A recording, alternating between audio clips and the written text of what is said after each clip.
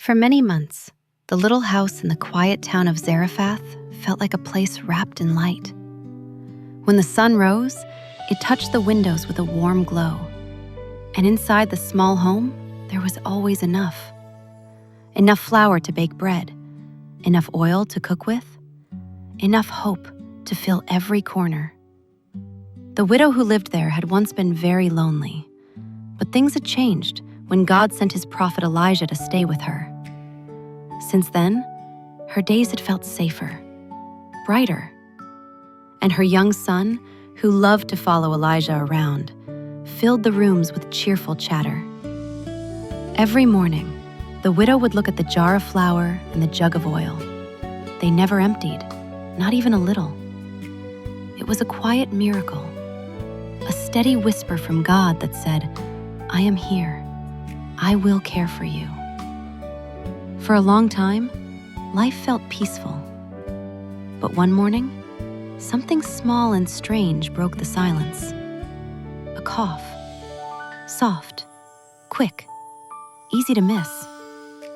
The widow thought it was nothing, so she brushed the boy's hair and said, "You must be tired, my sweet one." Her son still smiled. He still played. He still asked Elijah questions about God and about the stars and about why bread rises and falls. But the next day, the cough returned, louder this time. It shook his small chest. His steps grew slow. His eyes did not shine as brightly. Soon, the boy who usually filled the house with giggles chose to lie down instead. His mother sat beside him and touched his forehead. "Rest, my child," she whispered. But even as she spoke, she felt fear press gently on her heart. Elijah came close and prayed beside them. His voice was calm. "Lord, let your healing rest on this child." But the boy did not stir. His breathing grew thin, like a candle flame trembling in a breeze. The widow leaned over him, listening for each faint breath. Then, without warning, the little breaths stopped. She shook him gently, then a little harder. "Please," she begged, "open your eyes." But he did not open them. A sound rose from her heart, a sound too big for words.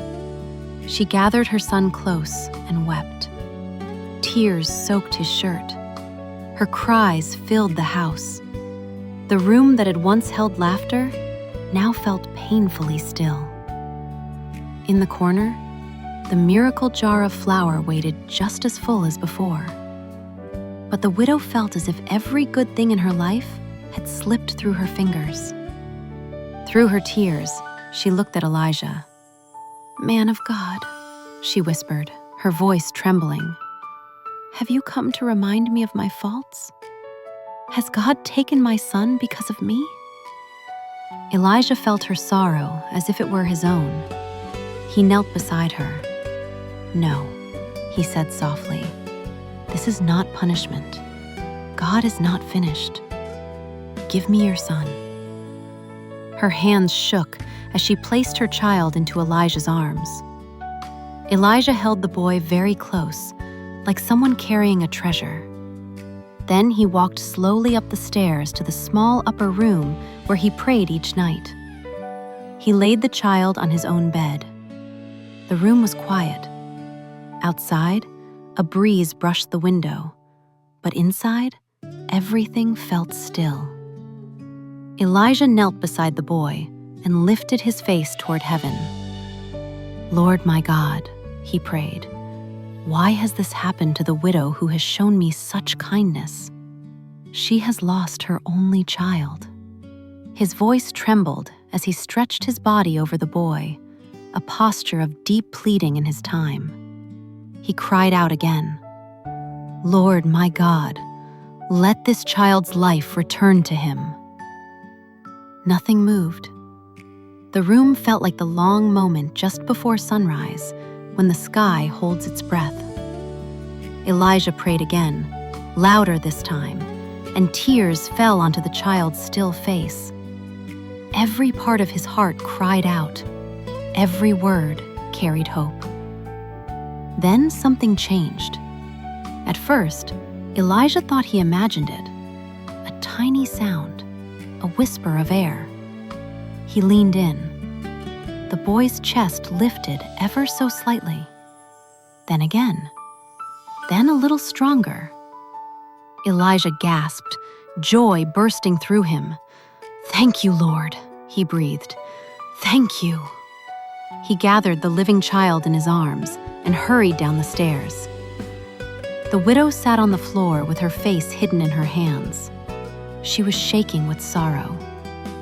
Elijah spoke softly so he would not frighten her. "Look," he said, "your son is alive." The widow lifted her head. Her eyes widened. For a moment, she could not move. Then she sprang to her feet and reached for her boy. She held him tightly, laughing and crying at the same time. "My child," she whispered again and again. "My sweet child."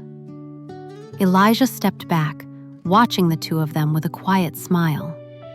The widow looked at him through shining tears. "Now I know," she said, her voice full of wonder, "that you truly speak God's truth, and He has heard my cry." Night settled gently over Zarephath.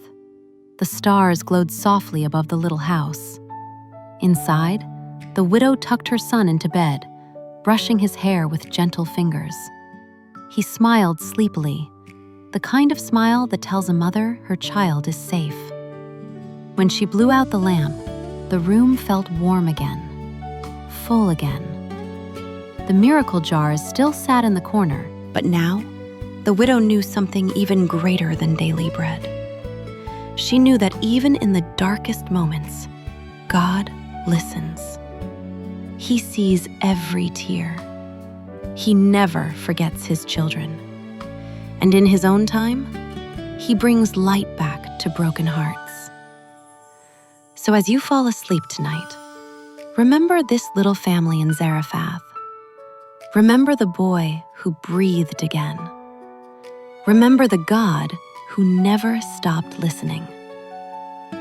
Close your eyes now. Rest peacefully. You are never alone.